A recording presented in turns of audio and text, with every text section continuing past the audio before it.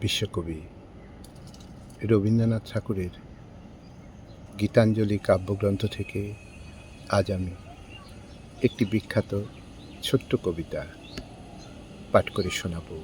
কবিতা একলা আমি বাহির হলেম। শুরু করছি।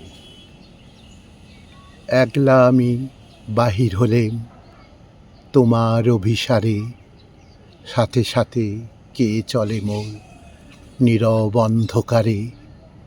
ছাড়াতে চাই অনেক করে, ঘুরে চলি যাই যে সরে, মনে করি আপদ গেছে আবার দেখি তারে।